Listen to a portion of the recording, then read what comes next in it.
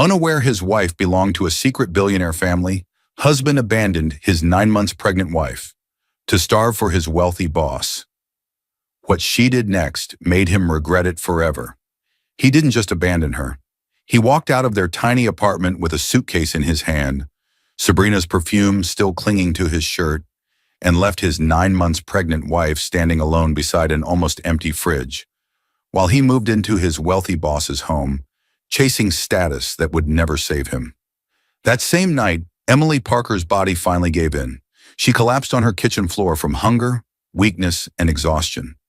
She had been surviving on tap water and stretching every last can of food to protect the baby inside her, while the man she loved was laughing in restaurants, drinking expensive wine, and letting another woman rest her hand on his arm. Her husband thought she was powerless. He thought she'd cut herself off from her distant parents for good, that she had no access to their money, no one she could call, no safety net left. He thought she would wait quietly while he built his new life. What he never imagined was this.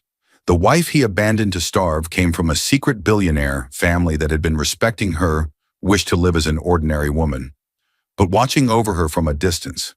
A family with investigators, lawyers, and enough power to destroy every lie he built with one courtroom hearing. And when Emily opened her eyes in that private hospital suite, with her mother at her bedside, her father reviewing evidence, and photos of Aaron with Sabrina pulled up on a screen, something inside her changed forever. Dear viewers, thank you for being here.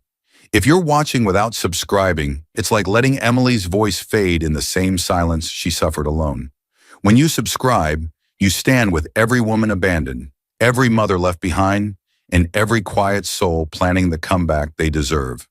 Please subscribe now and tell me in the comments where you're watching from. Emily Parker froze in place as a sharp cramp tore through her swollen belly, forcing her hand to clamp the edge of the kitchen counter before she collapsed. Her breath hitched, her face pale, her other hand instinctively cradling the 9-month-old life inside her. For a moment, the tiny apartment blurred. The intensity hit her first, raw, sudden, uninvited, like her body warning her that time was running out. When the pain eased, she let out a trembling breath and whispered, "Just not yet, not alone." Emily was 31, soft-spoken, patient, the kind of woman who apologized when she wasn't wrong and smiled to avoid worrying others. Everything about her, her gentle eyes, her careful steps, her warm presence, felt like she had been crafted by life to love quietly. But today her quietness carried exhaustion. She lowered herself slowly into the small living room, the space glowing with the soft afternoon light. On the couch beside her sat a basket of tiny baby clothes she had been folding one by one. She lifted a pair of pale yellow booties, her fingers brushing over the fabric with a tenderness that belonged to women who loved deeply and without hesitation. She hummed to keep her nerves steady, but the sound trembled at the edges. Emily had once lived in a world where nothing trembled. Before she became Emily Parker, she had been Emily Hawthorne, the only daughter of a powerful, private, generational family whose last name alone opened doors. She grew up in gated estates, surrounded by staff who never forgot to bow, and parents who rarely forgot their meetings, but often forgot her birthdays. Her inheritance, shares in several companies, investments, trust funds, had been mapped out for her since birth. But when she turned 22, she had done something no one expected. She legally changed her last name, moved out of the Hawthorne estate, and signed papers that put her trust funds under strict conditions she couldn't touch without returning to that world. Her parents had begged her to at least keep an emergency card, an open line, some form of help. Emily said no. She didn't want a life where affection felt scheduled and conversations felt rehearsed. She wanted something real, something honest. And Aaron Parker had appeared exactly when she needed softness. He was 28 when they met, handsome in a boyish way, confident but not arrogant, ambitious but sweet. Or so she believed. He worked as a junior assistant for a wealthy businessman and made Emily laugh with effortless charm. He called her bright eyes and told her she made the world look softer. He never pushed about her past. When she said she was estranged from strict parents and preferred not to talk about them, he didn't ask more. He only knew her as Emily Parker, a woman who wanted a simple life. She ran from the wealth she once knew with open arms and a full heart, choosing Aaron and a small rented apartment over the cold luxury of her childhood. She traded marble floors for cheap wooden ones, staff for silence, and formal dinners for home-cooked meals she made with love. Yes, she had walked away from everything that could have made life easy, but she believed she had gained something far better, a home built on love. Now folding baby clothes alone in a dim apartment, she wondered if she had been wrong. Her eyes drifted across the room until they landed on a framed picture resting on the small bookshelf. It showed her standing between two elegant older people, her parents. The tension in her shoulders tightened. She reached out, touched the frame, as though greeting a stranger, and then quickly set it face down again. Her fingertips brushed the drawer below the shelf. Inside lay a single envelope from her mother, the last attempt her family made to reach her 2 years ago, forwarded by an old friend who still knew where she lived. In delicate handwriting, the front read, "Open when you're ready." Inside, Emily knew, was not money, but contact details, a private number, an offer of help if she ever changed her mind. Emily had never been ready. She pushed up slowly, returning to the basket of clothes. The delicate fabrics brought her comfort. She traced each seam, imagining tiny hands, tiny feet, tiny breaths. The baby was the one thing that kept her steady, gave her purpose, made the loneliness bearable. She tried not to think about Aaron, but the truth pressed against her chest. She was 9 months pregnant. She was alone, and her husband hadn't come home in 2 days. He had left with the excuse of work, the same excuse that had become his shield, his weapon, his favorite escape. His boss demanded more hours, more loyalty, more availability. And lately, Aaron had started pleasing that boss far more than caring for his own wife. Emily paused mid-fold, her hands trembling again. Not from contraction this time, but from the slow, painful understanding that she might not matter to him the way she once believed. A sudden throb pulsed in her stomach again. She winced, gripping the arm of the couch. "Please." "Not yet," she whispered, breath shallow. "He's not home." The pain eased, but fear lingered, heavy and cold. At that moment, a soft buzzing came from the kitchen table. Aaron's company phone vibrating where he had forgotten it 2 nights ago. His personal phone, the one he used to text her, working late, was with him. But this one, the office line, had been left behind, face down beside a glass of water. Emily stared at it, a cold chill settling over her spine. Something told her that whatever was on that phone would hurt far more than the contractions. And as she reached for it slowly, the pain inside her belly tightened again. Another warning, another countdown. She didn't know it yet, but the messages and missed calls on that forgotten phone were tied to the long nights he'd been spending in rooms she had never seen, with people who never even knew she existed. A quiet shadow passed through her thoughts, whispering that Aaron's world was about to reveal itself piece by devastating piece. Aaron Parker slammed the heavy office door behind him so hard the glass trembled. His breath came in tight bursts, anger flashing across his face. Moments earlier, his boss, Mr. Leonard Dalton, had publicly humiliated another employee for not meeting expectations. Aaron had watched the entire scene from the back of the room, sweat on his palms, fear tightening around his ribs like a vice. And now that fear pulsed inside him, driving him into a state he barely recognized. This was how things had been for months now. Long hours, sharp words, and the constant threat of being the next one crushed. Mr. Dalton was a man in his mid-50s with sharp eyes, expensive taste, and a talent for breaking those who disappointed him. He owned 3 companies, 4 luxury cars, and carried himself like nothing in the world could touch him. The office worshipped him. Aaron worshipped him too, though he would never dare say it out loud. He wanted Dalton's approval the way some men wanted oxygen. Inside the private lounge, a place only select employees were allowed, Aaron stood still, shoulders tense. His heart pounded with a mix of excitement and terror.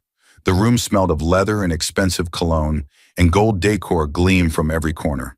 It was wealth wrapped in luxury, the kind Aaron had never tasted at any point in his life. Mr. Dalton sat on a velvet sofa, a glass of dark liquor in hand, speaking with practiced confidence. Beside him lounged Sabrina Hayes, a striking woman in her late 20s, long dark hair, red lips, and a smile that could cut. She worked as Dalton's consultant, though everyone in the building understood her true role, his mistress and silent enforcer of influence. She leaned against Dalton with casual possession, her hand resting lightly on his knee. Sabrina noticed Aaron the moment he entered.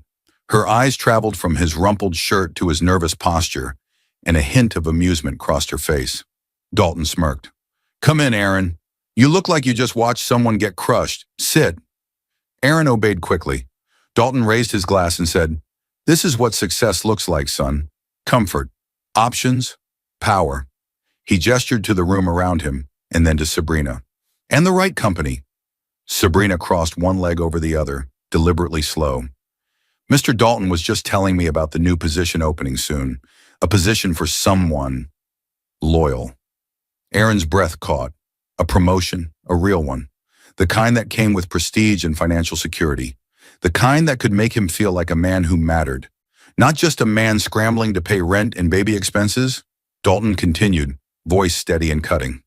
"But men who rise don't drag dead weight with them." Aaron flinched. The words hit him deeper than Dalton realized. Or maybe Dalton knew exactly where to aim. Because Aaron had always come from nothing.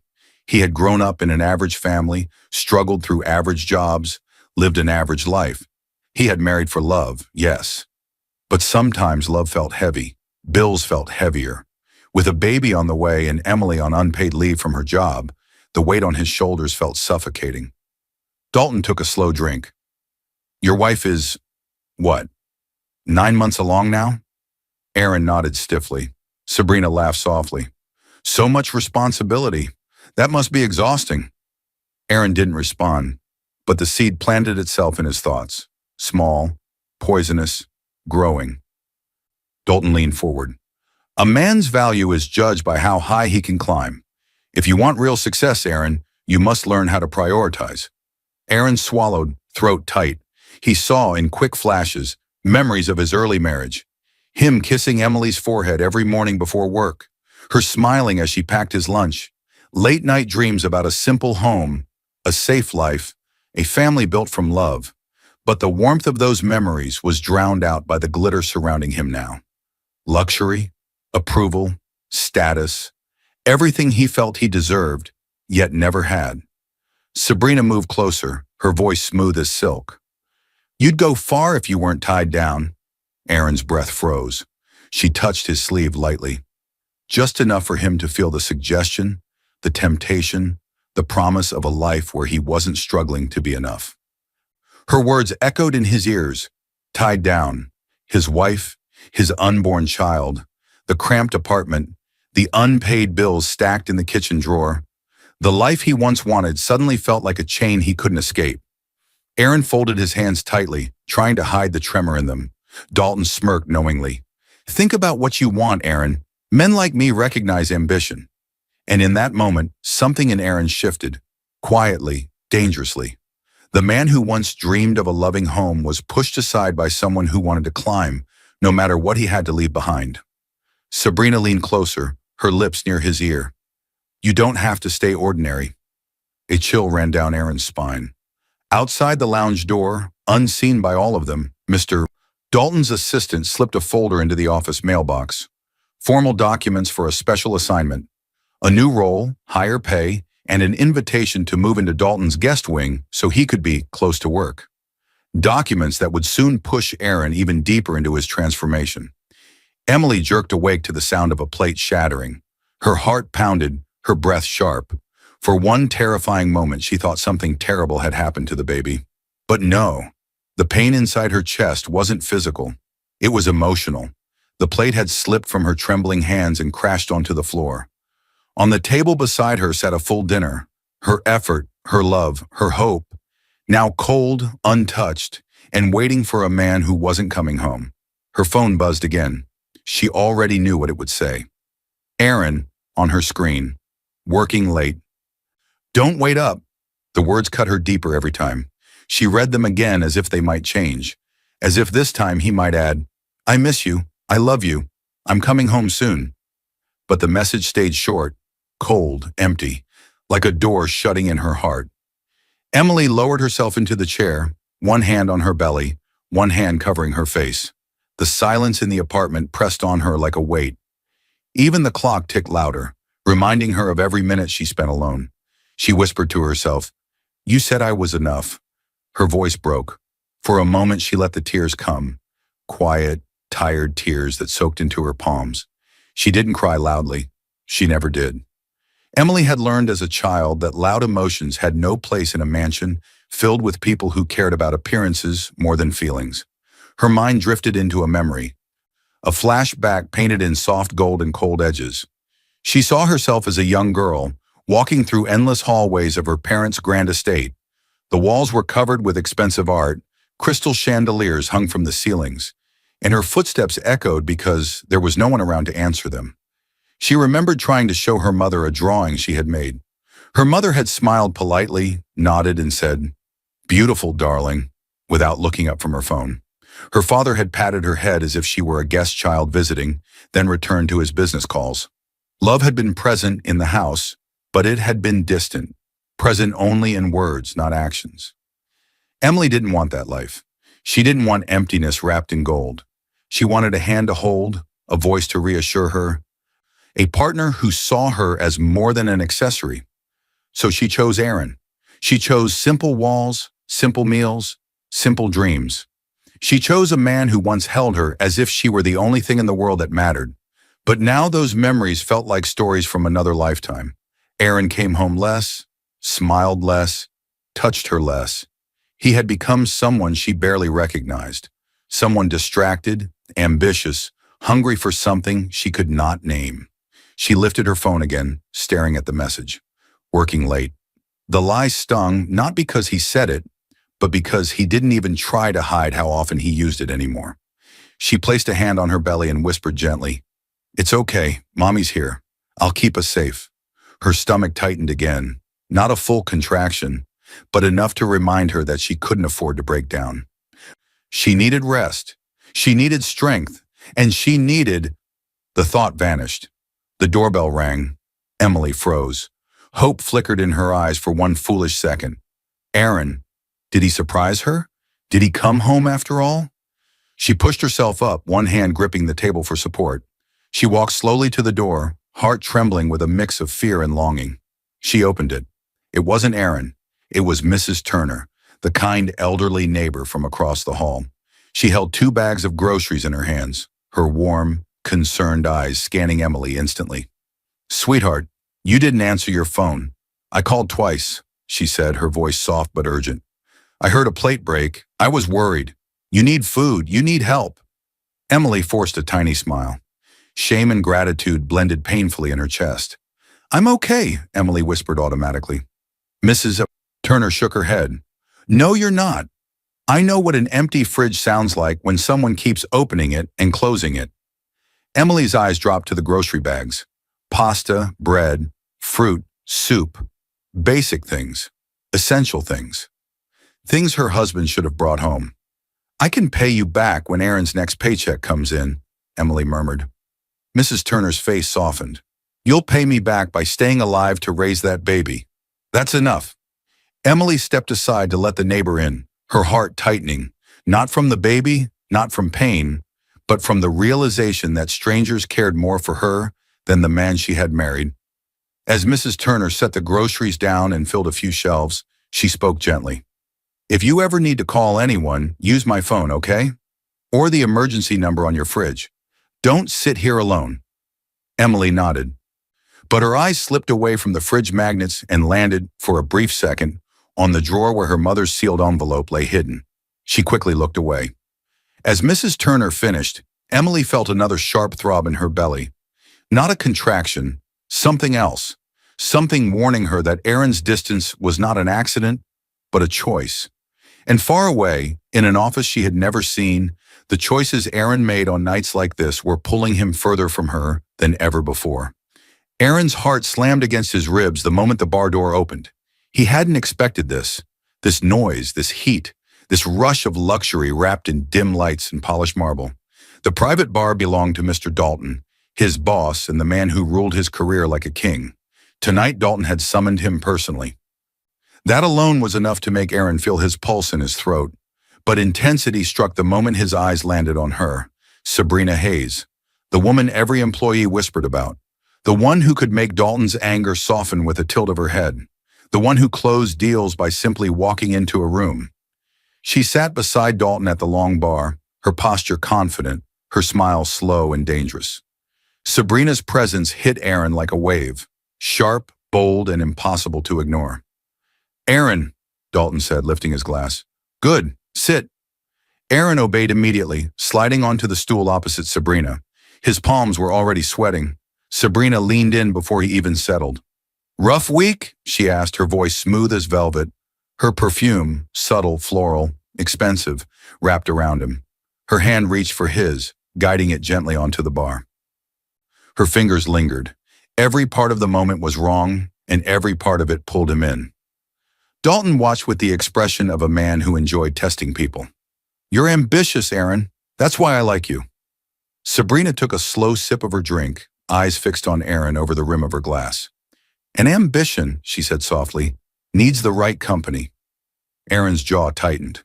He thought of Emily, sweet, patient Emily, waiting at home with dinner going cold. He thought of their cramped apartment, the stress in her eyes, the baby coming soon. He should have thought of love, but instead he thought of pressure. He thought of the promotion Dalton had hinted at in the lounge. He thought of the folder with new position papers that he had taken home and signed without reading every page, just grateful for the raise. Sabrina tapped a manicured nail on the bar. "You seem nervous." Aaron cleared his throat. "It's just a lot. New responsibilities. Dalton's expectations." Dalton chuckled. "Responsibilities can lift you up or drown you. Depends on what you hold on to." The words sliced deeper than they should have. Aaron took a shaky breath. "I only want to prove myself. For my family, too." Sabrina turned fully toward him. Her posture changed. More intimate, more intentional. "Then stop acting like someone afraid of wanting more?" He stared at her, confused. "What do you mean?" She leaned closer, her lips near his ear. "Men with families move slower. Men with attachments hesitate." Attachments, the word echoed. In one swift moment, everything inside Aaron twisted. His pride, his fear, his insecurity. He felt small and average and behind in life. Sabrina's voice kept feeding that part of him. "You deserve to be around people who can elevate you," she whispered. Dalton smirked, watching the scene with satisfaction. He knew Sabrina's purpose. She was his favorite because she could read people and reach their weak points with surgical precision. She turned Aaron's hand gently, lifting it palm up, inspecting him as if reading something written on his skin. Then her eyes dropped, straight to his wedding ring. "Ah," she said softly, her tone shifting. "So that's why you look so conflicted." Aaron instinctively pulled his hand back a little, but she held it just long enough to make the message clear. She wasn't intimidated by it. Dalton swirled his drink. "Some women elevate men," he said casually. "Others drag them down. They keep them small, dependent, ordinary." The words landed like a stone inside Aaron's chest. He heard them. He absorbed them. He let them settle into his thoughts where they took root like poison. Sabrina's fingers brushed the ring again. "You should take that off," she murmured, voice low and dangerous. "At least when you're here, it sends the wrong signal." Aaron's breath froze. She smiled, a slow, tempting smile. "If you want to sit with us, if you want Dalton to trust you, if you want to live in his world, you can't keep acting like you still live in hers." His hand trembled. Very slowly, he slid the ring off his finger and slipped it into his pocket. He told himself it was just for tonight, that it didn't mean anything, that Emily would never know. Dalton lifted his glass again. "That's better." And far away, in a small apartment filled with cold food and lonely silence, Emily shifted in her sleep, one hand resting on her belly.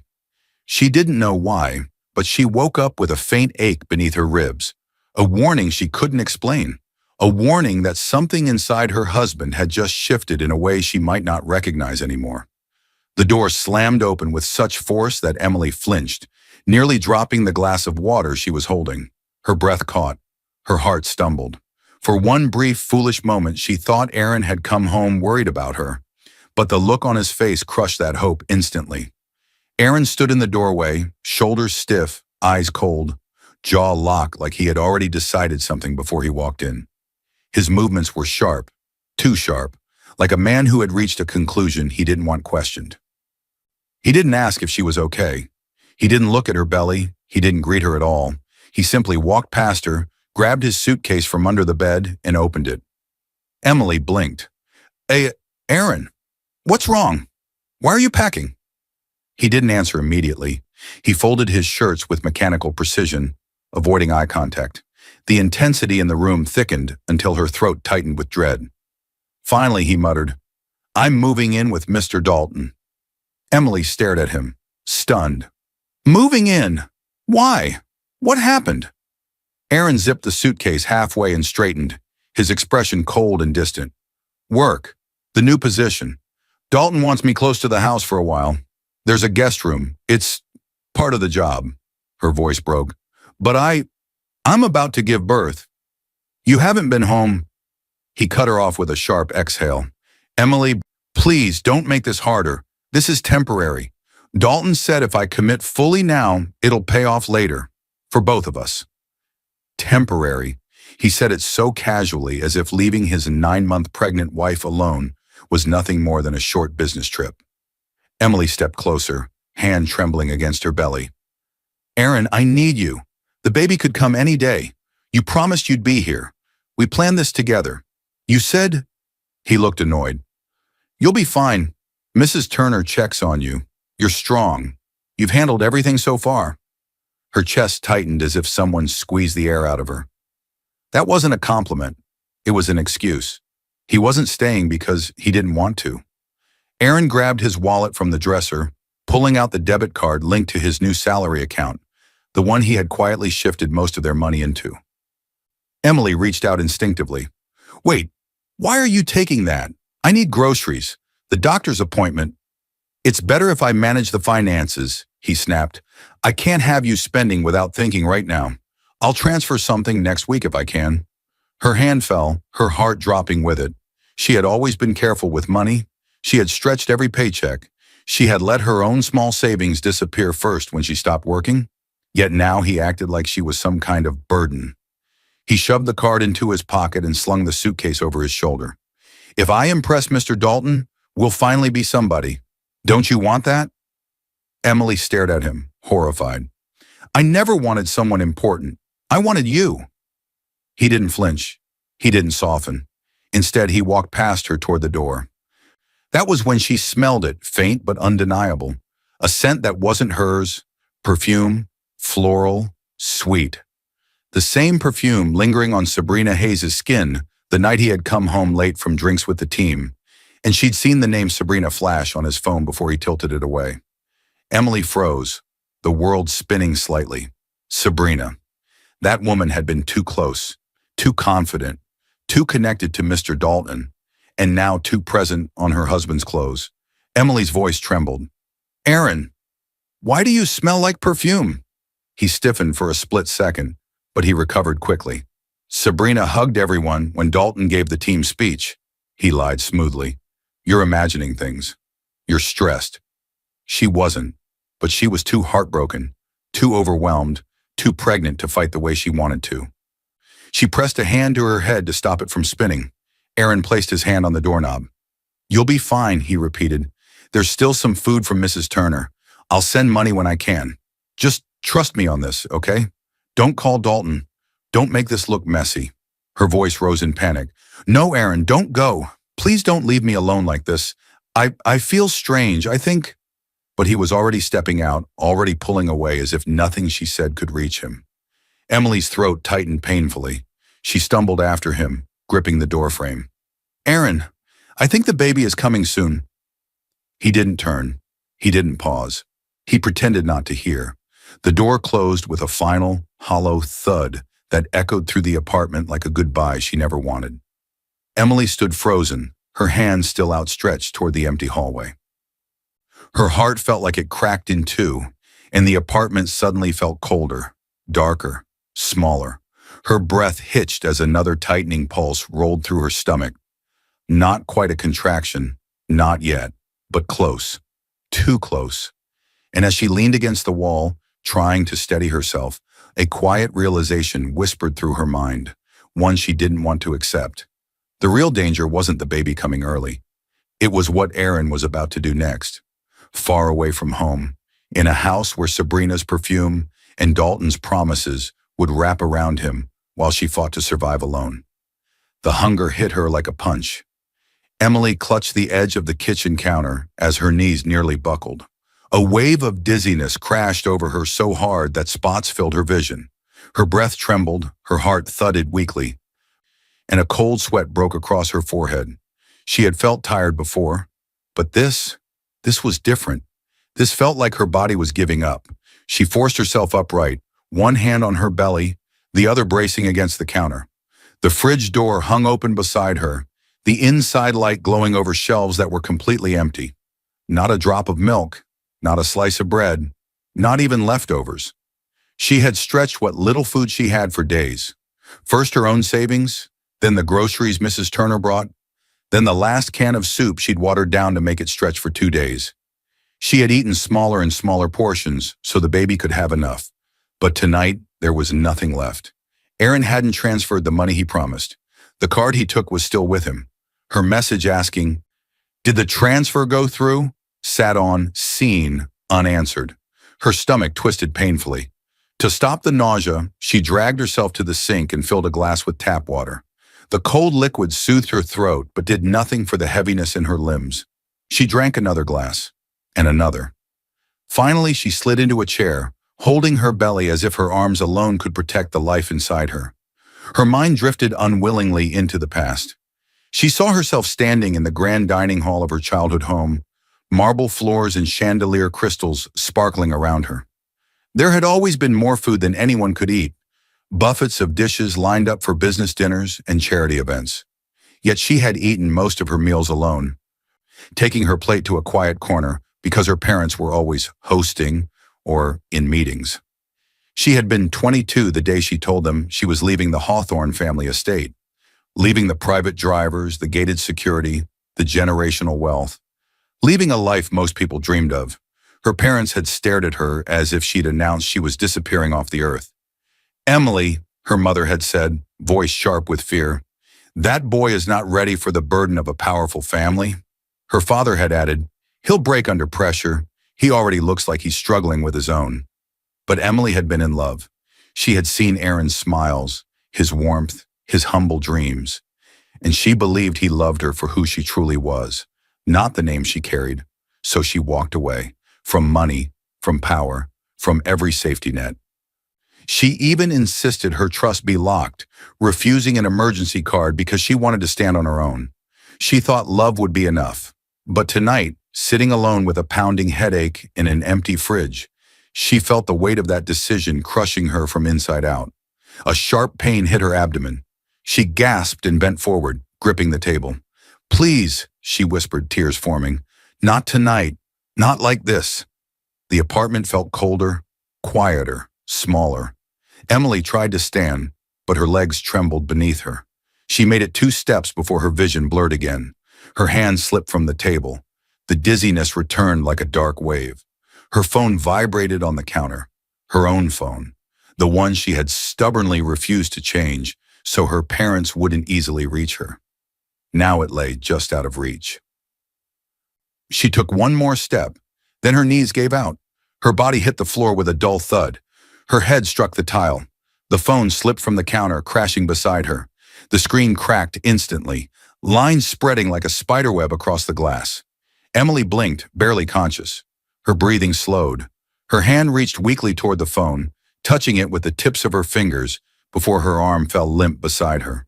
The phone buzzed again. The cracked screen flickered, glitching. The damaged interface auto-accepted the incoming call.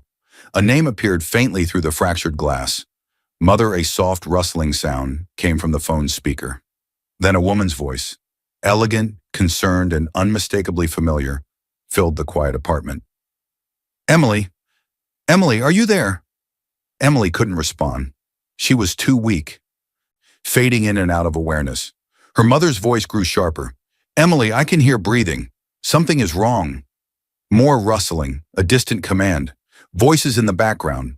Calmer, trained, not surprised by crisis. "Get the security team on this call. Trace the location. Now." Emily's eyes fluttered closed. Her last thought was a mix of fear and relief. Someone knew, someone had heard, someone was coming, and far away, in a control room that had quietly monitored her number for years without interfering, Catherine Hawthorne was already mobilizing the power Emily had tried to leave behind. Emily woke with a gasp. Her eyes flew open, heart racing, breath sharp and frantic. For a second, she didn't know where she was. The ceiling above her was unfamiliar, white, high, decorated with soft recessed lights. The sheets beneath her felt too smooth, too clean, too expensive to belong to any place she could afford. Then she heard it. "Emily?" A woman's voice, soft, trembling, afraid. Emily turned her head slowly. Her mother, Catherine Hawthorne, elegant, poised, always perfectly composed, sat at her side. But today her mother didn't look composed at all. Her eyes were wet, her hair slightly undone, her expression raw with fear and guilt. Emily's father, Charles Hawthorne, stood behind her mother, a tall man with a commanding presence and calm authority. His clothes were immaculate, but his face was tight with worry in a way she had never seen growing up. Emily stared at them, confusion swirling through her mind. "Mom? Dad?" Her mother reached forward, taking Emily's cold hand in her warm grip. "Oh, sweetheart. Finally. You're awake." Emily tried to sit up, but her body ached everywhere. Her mother pressed gently on her shoulder. "Don't push yourself. You're safe. You're in a private hospital suite. The baby is still okay. You collapsed from malnutrition and exhaustion. Private suite, perfect linens, silent machines, security outside the door." This was Hawthorne money, money she had refused for years. Emily blinked through the fog in her mind. "How did you find me?" Her father answered, voice steady but soft. "Your phone answered by accident. We heard you collapse. Our security team traced the call and sent medics immediately. You've been here since last night." Emily swallowed. "I didn't want to worry you." Her mother gave a choked laugh, brushing tears from her cheek. "You could never bother us, but you scared us, Emily. You scared us so much." The intensity of her parents' presence began to soften as Emily processed everything. She looked around the room, flowers, medical staff on standby, her personal nurse outside the door. These people had been waiting for her. Her father pulled a chair closer. "We respected your choice to build your own life," he said. "You asked us to stop calling. You changed your name. We tried not to interfere, but we kept a quiet safety net, just enough to find you if something ever went very wrong." Emily froze. "You watched me," she whispered. "Only from a distance," her mother said softly.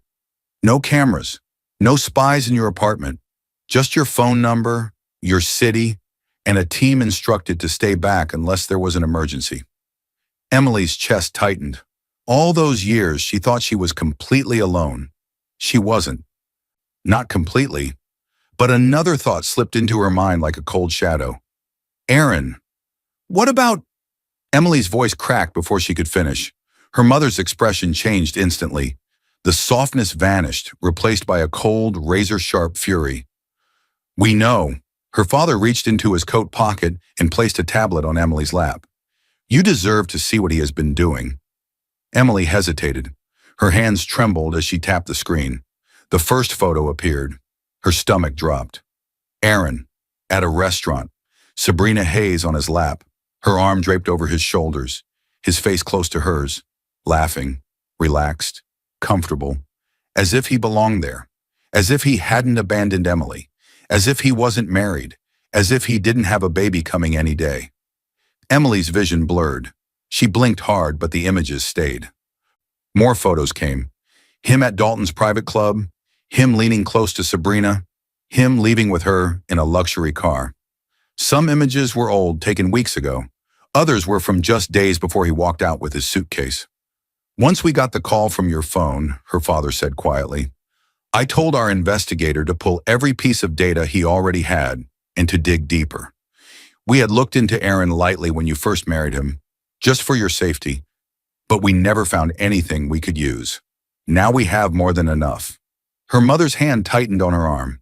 "He left you starving while he pretended to be a single man." Emily lowered the tablet slowly, her heart heavy. Her father's voice dropped into a tone she remembered from years of business negotiations.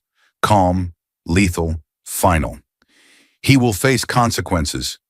He will understand who he chose to underestimate." Emily felt a tremor in her chest. Not fear, something else, something awakening. Her mother leaned in close, her voice steady but furious. "We'll handle him, but first, let's get you justice." Emily closed her eyes for a moment, letting the words sink deep into her bones. Justice.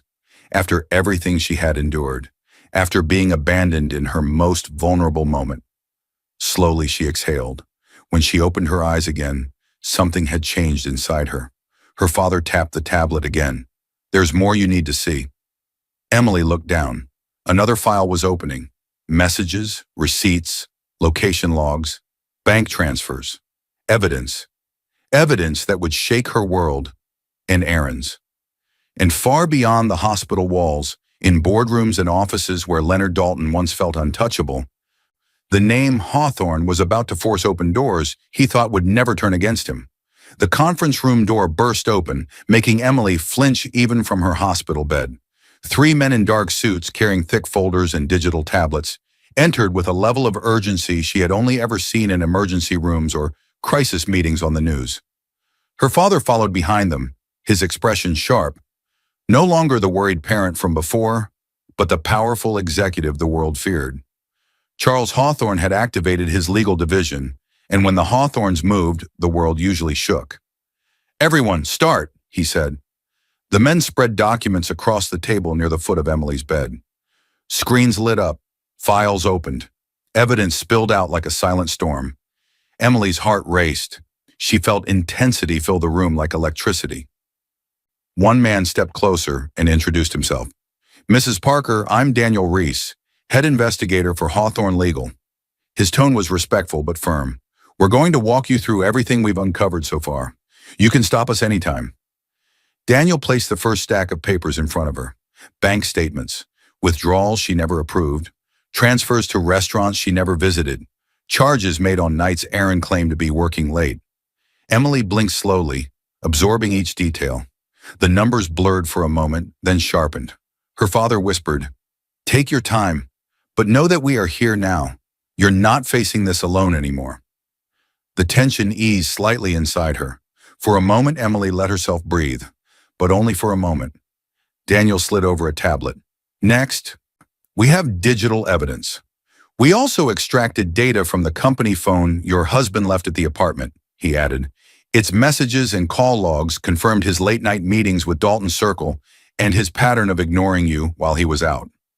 The screen showed footage from the security cameras in her apartment building's hallway, footage the Hawthorne team had legally obtained from the building management. Emily watched in silence as Aaron slipped in and out at odd hours, sometimes alone, sometimes clearly tipsy, sometimes returning in clothes that didn't match the time he said he left. Her stomach twisted. Her mother placed a comforting hand on her shoulder. "He was living a double life, sweetheart, and he wasn't even careful." Emily swallowed hard. "I didn't know. I didn't want to think." Daniel shook his head. "You weren't supposed to know. That's how manipulation works." One of the other investigators stepped forward. "Mrs. Parker, there's more. Your husband also accessed a loan without your consent. He forged your digital signature using your full name and copied handwriting." Emily felt the air leave her lungs. "He forged my name?" The man nodded grimly. "Yes, we have copies of the application, plus metadata from the financial institution. The funds went into an account he opened recently under just his name." Her father clenched his jaw. "Corporate misconduct, abuse of power, fraud, all tied to Dalton Circle." Daniel tapped another file. "Your father's company specializes in exposing corporate offenders. What Aaron did is illegal, but what Dalton did is worse. We recovered text messages between them." Emily stared at the growing mountain of evidence. It felt surreal, like she was watching a documentary about someone else's life. She lifted her hand, fingers trembling, and whispered, "Don't destroy him. Let him destroy himself." The room went silent. Her father met her eyes, the eyes of the daughter he had once struggled to understand, and nodded with solemn respect. "Then we will proceed your way. Quiet, precise, controlled." Emily looked at her mother, who squeezed her hand gently. "We'll follow your lead." The intensity softened as the room shifted into reflection. Emily's mind drifted back to the earliest days with Aaron, the man who had once held her during thunderstorms, who had whispered promises about a simple, loving future. She had been blind to the cracks forming in him, blind to the insecurity that grew every time he looked at men with more power, more money, more life than he thought he had. She remembered how he used to trace circles on her hand before falling asleep, how he had told her he wanted to be her safe place. But instead, she had become the stepping stone he stood on to climb towards someone else's world. Emily exhaled slowly. "We'll gather everything, every document, every message, every lie." Daniel nodded. "We already are." He tapped his folder. "And we found something today that changes everything." Emily looked up, confused. "What do you mean?" He opened a file filled with scanned pages, legal documents with familiar handwriting. "Aaron signed contracts under Dalton's pressure," Daniel said, "contracts that put him in direct violation of multiple laws. Dalton used him as the front man for certain funds. If those funds are investigated, and they will be, Aaron's name is on everything." Emily's eyes widened slightly. "He didn't read the fine print," the investigator continued. "Dalton tricked him, used him, and now we can use this in court and publicly. Dalton's empire will crack from the inside." Emily's heart thudded. Her father crossed his arms slowly, voice deep. "Dalton thought he could manipulate your husband, but he never imagined Aaron would lead us straight to him." Daniel hesitated for a beat, then turned another page. "There's one more document we found, forged, hidden, dangerous." Emily's breath caught. "Dangerous how?" Daniel slid the final page toward her. It was a spousal consent form, her name printed neatly on the line, her signature faked beneath it. The form attempted to list Aaron as co-beneficiary to any future inheritance that might come from family trusts, even though her trust had been locked for years. "He doesn't understand how your trust is structured," Daniel said quietly. "He clearly suspected there might be some inheritance or family money you were hiding from him, but he had no idea of its real size or conditions. This form is legally useless, but it proves intent. He was willing to use your identity to reach whatever he thought you had." Emily felt a cold ripple travel through her body. Whatever they were about to show the world would change not just Aaron's life, but Dalton's as well. And long after she left this hospital, what happened in the courtroom could follow Aaron for the rest of his days. Weeks later, the courtroom felt like it might explode.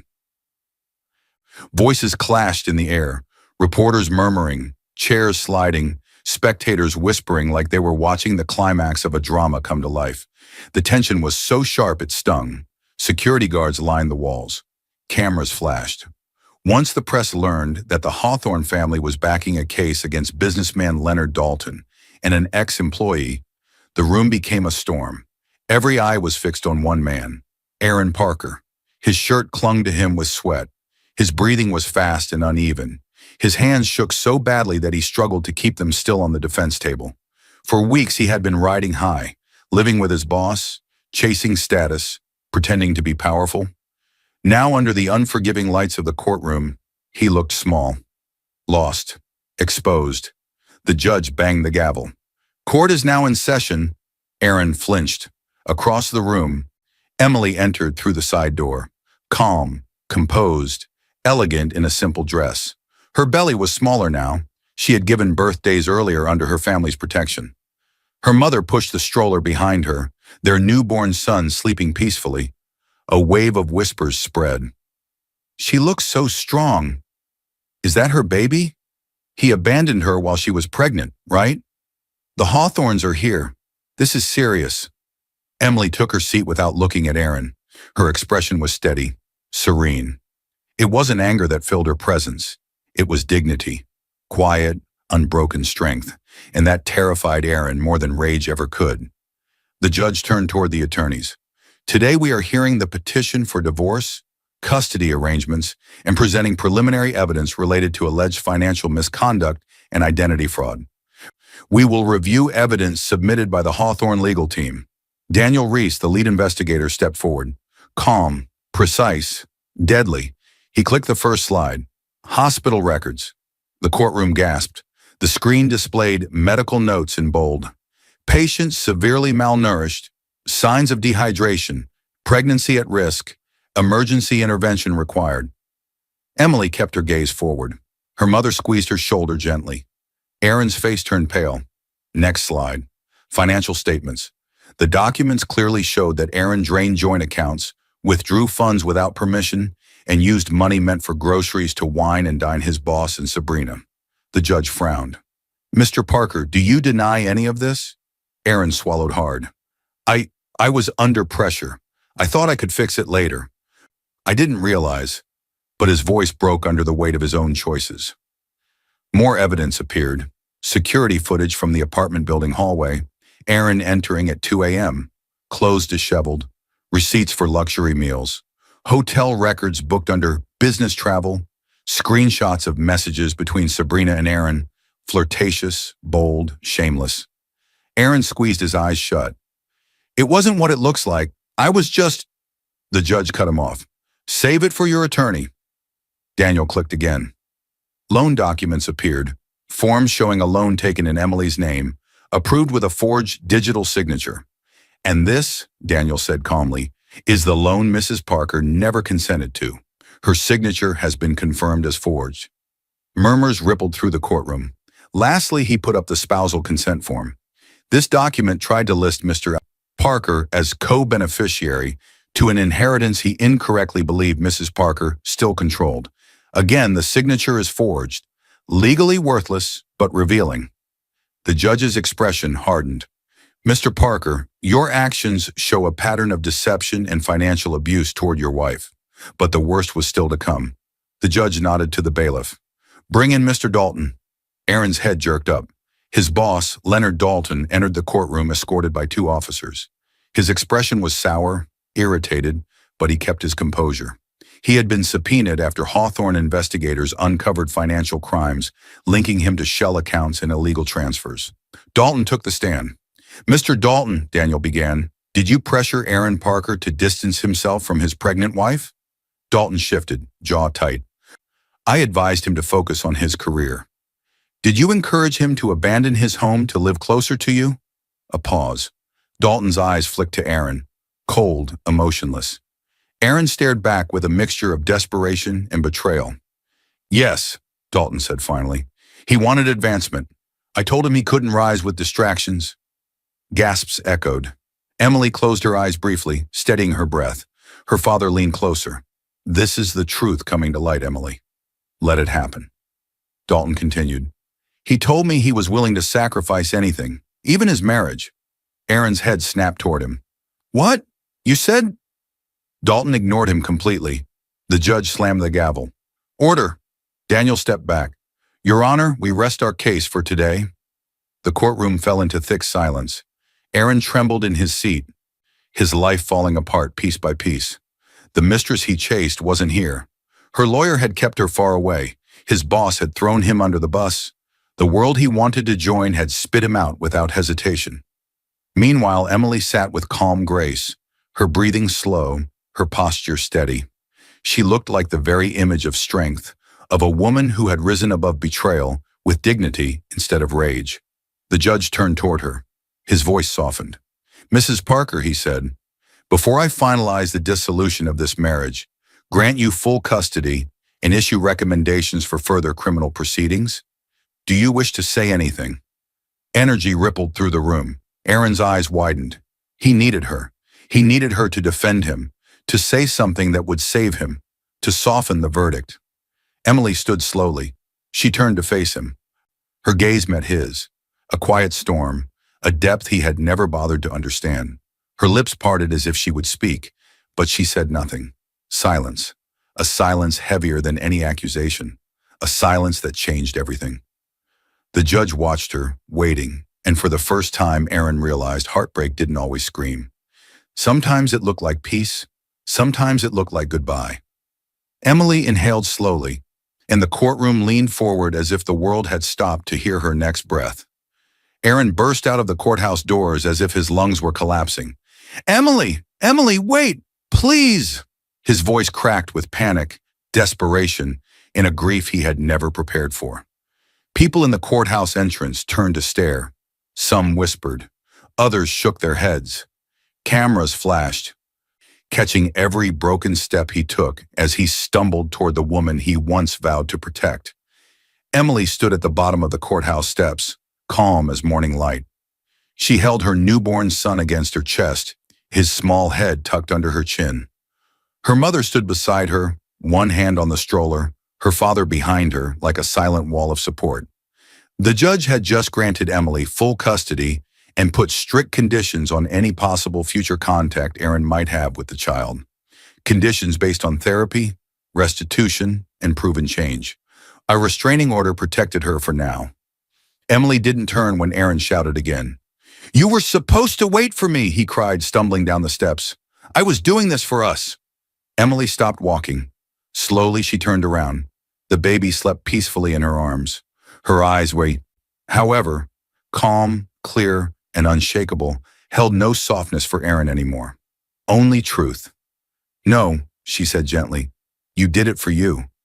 Aaron froze, tears pooling. "Emily, I made mistakes, but I can fix this. I'll change. I'll get help. You already made your choice," she said softly, "and now you get to keep everything you chose." Her words hit him harder than the judge's rulings, harder than Dalton's betrayal, harder than losing his job, his reputation, and his freedom to move as he pleased. Aaron took 2 steps closer before Charles Hawthorne stepped forward, his presence alone stopping Aaron in place.